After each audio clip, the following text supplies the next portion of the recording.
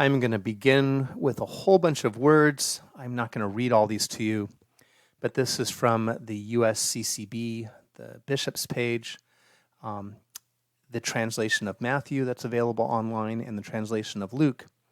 And the most important things to point out here is that according to the Gospel of Matthew, chapter 2, Jesus was born in the days of King Herod, which Herod ruled from 37 to 4 BC.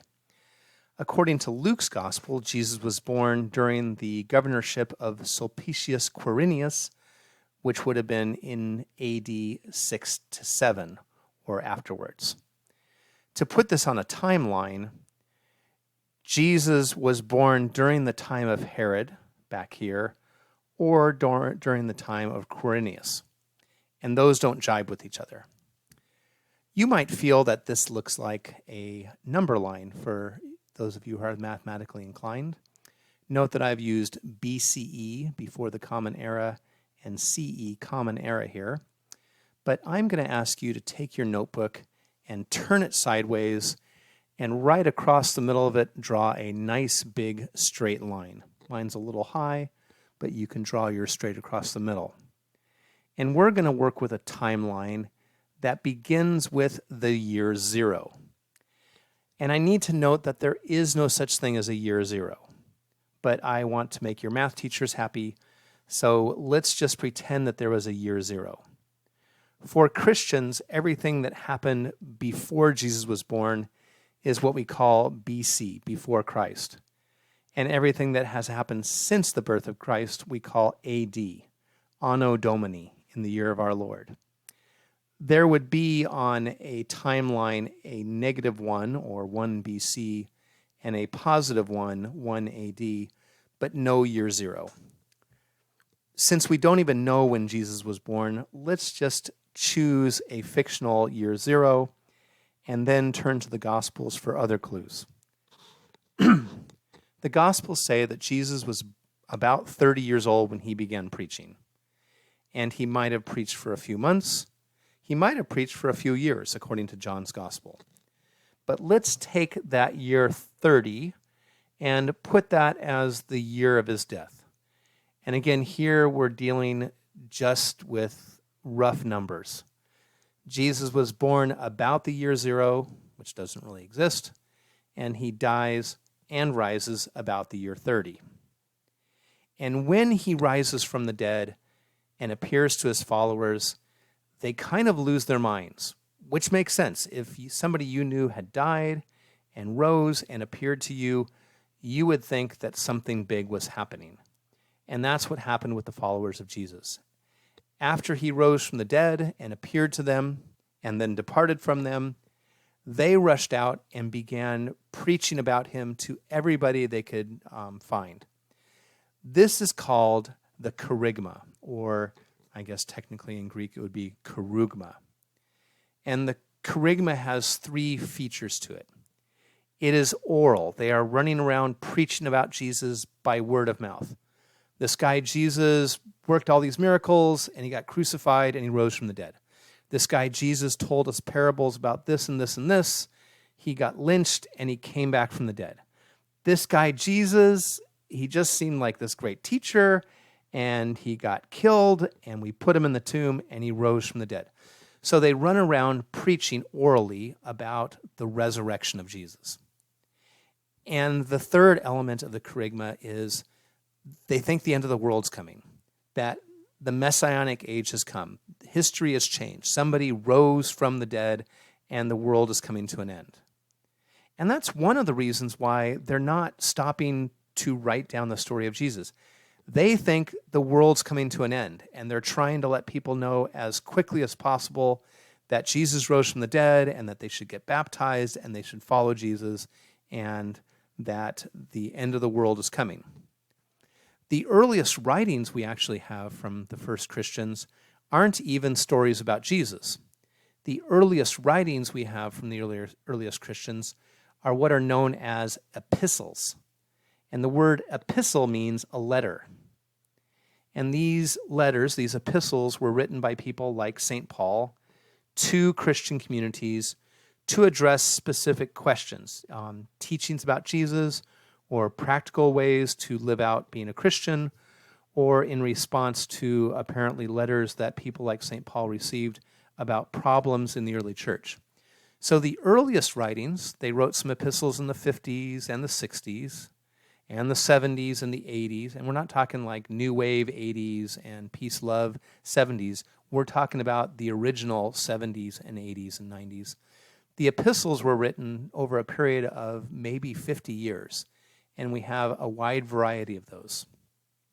In fact, one of the very earliest epistles we have is St. Paul's letter to the Thessalonians, and it gives us a really interesting insight into what is going on in the minds of the early church. St. Paul is responding to apparently some sort of message he's received from Thessalonica. He says, "We do not want you to be unaware, brothers, about those who have fallen asleep, so that you may not grieve like the rest who have no hope. For if we believe that Jesus died and rose, so too will God, through Jesus, bring with him those who have fallen asleep." That's the kerygma, that's the proclamation. Jesus died, he rose from the dead, and if you believe in him and follow his teachings, then you can rise too. But apparently some members of the community have died. They've fallen asleep. And people are worried. My Aunt Edna, she's died and Jesus hasn't come back yet. So St. Paul writes and says, "Indeed, we tell you this on the word of the Lord, that we who are alive, who are left until the coming of the Lord, will surely not precede those who have fallen asleep." So some of us are going to be alive when Jesus comes back. And then the Lord himself, with a word of command, with the voice of an archangel, and with the trumpet of God, will come down from heaven, and the dead in Christ will rise first. So your Aunt Edna who died, she's going to rise first. Then we who are alive, who are left, will be caught up with them together in the air to meet the Lord in the clouds. Thus we shall always be with the Lord.